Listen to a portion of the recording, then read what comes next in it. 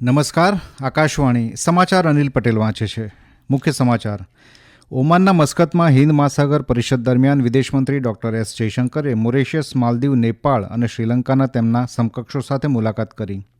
Border security force અને border guard Bangladesh BGB વચ્ચે director general સ્તરની સરહદ સંકલન પરિષદનો આજથી દિલ્હીમાં પ્રારંભ.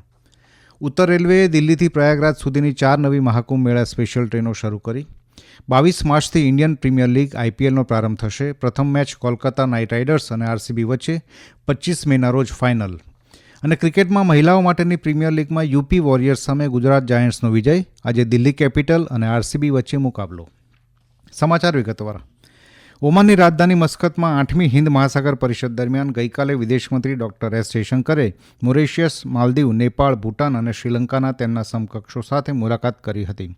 મોરેશિયસના તેમના સમકક્ષ ધનંજય રીતિશ રામકુલ સાથેની મુલાકાત દરમિયાન ડોક્ટર જયશંકરે બે રાષ્ટ્રો વચ્ચે મિત્રતાના ખાસ બંધનો વધુ મજબૂત કરવાની પ્રતિબદ્ધતા પર ભાર મૂક્યો હતો.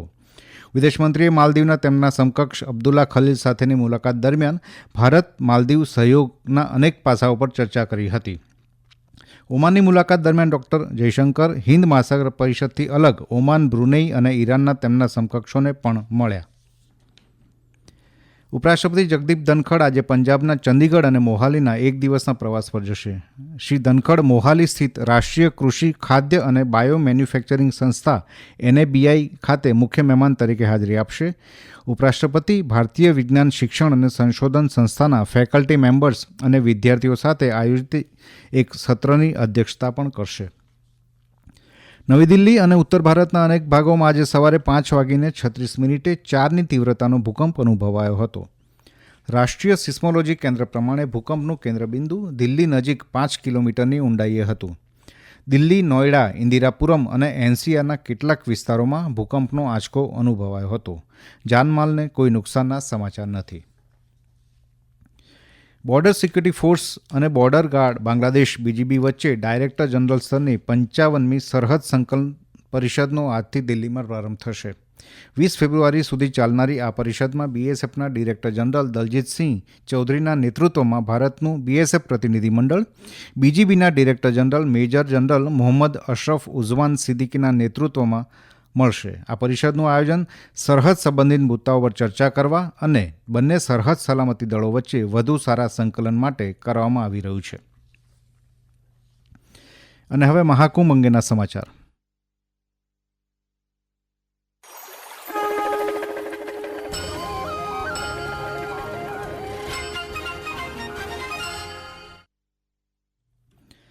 ઉત્તર રેલવેએ મુસાફરોની સુવિધા માટે અને મહાકુંભ મેળા દરમિયાન વધારાની ભીડને દૂર કરવા માટે દિલ્હીથી પ્રયાગરાજ સુધી ગઈકાલથી 4 નવી મહાકુંભ મેળા સ્પેશિયલ ટ્રેનો શરૂ કરી હતી. 4 ટ્રેનોમાંથી એક આનંદ વિહાર રેલવે સ્ટેશનથી અને બાકીની નવી દિલ્હી રેલવે સ્ટેશનથી ચલાવવામાં આવી રહી છે. આ ટ્રેનોના પ્રસ્થાનનો સમય દરરોજ બપોરે 3થી રાત્રે 9 વાગ્યા સુધી નક્કી કરવામાં આવ્યો છે. પશ્ચિમ રેલવે આજથી વિશ્વામિત્રી અને બલિયા વચ્ચે મહાકુંભ મેળા માટે વિશેષ ભાડા પર ટ્રેન ચલાવશે. વિશ્વામિત્રી બલિયા મહાકુંભ વિશેષ ટ્રેન વિશ્વામિત્રીથી સવારે 8:35 ઉપડીને બીજા દિવસે સાંજે 7 વાગે બલિયા પહોંચશે. તેવી જ રીતે બલિયા વિશ્વામિત્રી વિશેષ ટ્રેન આવતીકાલે બલિયાથી રાત્રે 11:30 વાગે ઉપડશે. દરમિયાન ગઈકાલે ઉત્તર પ્રદેશના રાજ્યપાલ આનંદીબેન પટેલ અને કેન્દ્રીય માર્ગ તથા પરિવહન મંત્રી નીતિન ગડકરીએ ત્રિવેણી સંગમમાં આસ્થાની ડૂબકી લગાવી હતી. પ્રસ્તુત છે અમારા પ્રતિનિધિનો અહેવાલ. महाकुंभ में लगातार बड़ी संख्या में संत और श्रद्धालु आ रहे हैं. इस कड़ी में उत्तर प्रदेश की राज्यपाल आनंदीबेन पटेल ने पवित्र संगम में आस्था की डुबकी लगाई. इस अवसर पर उन्होंने कहा कि ये एक अलग तरह का दिव्य अनुभव है जो वर्षों तक याद रहेगा. उन्होंने व्यवस्थाओं के लिए राज्य सरकार की सराहना भी की. डुबकी लगाने के बाद जो हम लोग अनुभव कर रहे हैं ये अलग प्रकार का अनुभव हम कर रहे हैं और जिस प्रकार की व्यवस्था है, जिस प्रकार लोग जहाँ जगह मिली वहाँ स्नान कर रहे हैं, ये अद्भुत है मित्रों. केंद्रीय मंत्री नितिन गडकरी और धर्मेंद्र प्रधान भी महाकुंभ पहुंचे. पवित्र डुबकी लगाने के बाद श्री गडकरी ने कहा कि महाकुंभ महज एक धार्मिक आयोजन नहीं है बल्कि एक भारत श्रेष्ठ भारत की भावना को दर्शाता है जहां पूरे देश के लोग आस्था और संस्कृति से बंधे हैं. उत्तर प्रदेश की सरकार ने इतनी कठिन बात को इतने आसानी से इतनी अच्छी व्यवस्था की और यहाँ के प्रशासन ने, पुलिस ने, कर्मचारियों ने देश भर की आस्था के कारण अपनी खुद की गाड़ी लेकर लोग आ रहे हैं। मुझे लगता है बहुत अच्छा है और गंगा माता का आशीर्वाद हम सबको मिलेगा। આ સમાચાર આપ આકાશવાણી પરથી સાંભળી રહ્યા છો. આ સમાચાર આપ અમારી YouTube channel AIR news Gujarat પર પણ સાંભળી શકશો. વધુ સમાચાર માટે અમારી વેબસાઇટ newsonair.gov.in/gujarati અને અમારા એક્સ હેન્ડલ AIR_news_ABAD ને ફોલો કરશો. ઉત્તરાખંડમાં ચમોલીમાં ભારત તિબેટ સરહદી વિસ્તારોની મુલાકાત લેતા પ્રવાસીઓ હવે સરળતાથી ઓનલાઈન ઇનર લાઇન પરમિટ મેળવી શકશે. જિલ્લા વહીવટીતંત્રએ એક વેબસાઇટ શરૂ કરી છે જેમાં પ્રવાસીઓ માનાપાસ, રીમખીમ પાસ અને નીતિપાસ જેવી સાઇટ્સની મુલાકાત લેવા માટે મુશ્કેલી વિના ઓનલાઈન પાસ માટે અરજી કરી શકે છે. અગાઉ મુલાકાતીઓએ કુદરતી સૌંદર્ય અને ધાર્મિક મહત્વ માટે જાણીતા આ સ્થળોની મુલાકાત લેવા માટે ઓફલાઈન અરજી કરવી પડતી હતી.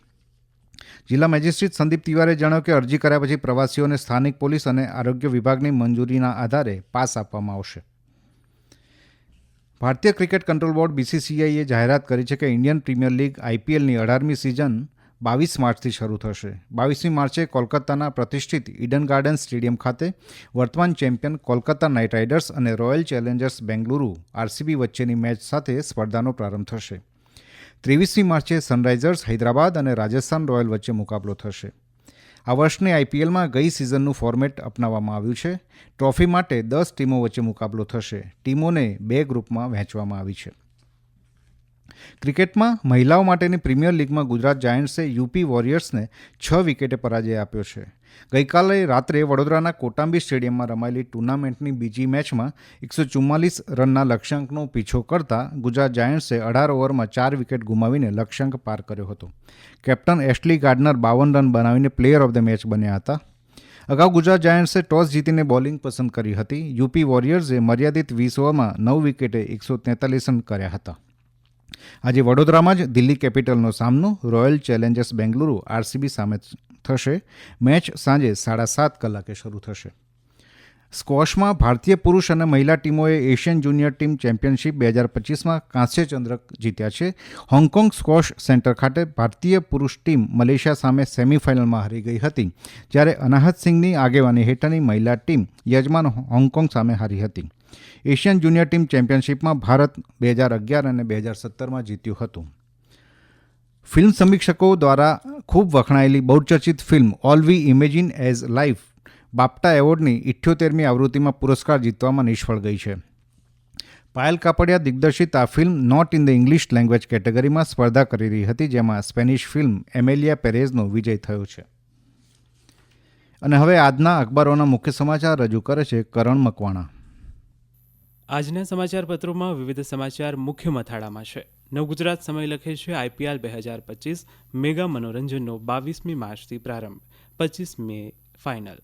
ગુજરાત સમાચાર લખે છે ટ્રમ્પનો તરખાટ, ભારતે રશિયાથી ઓઇલની આયાત ઘટાડી.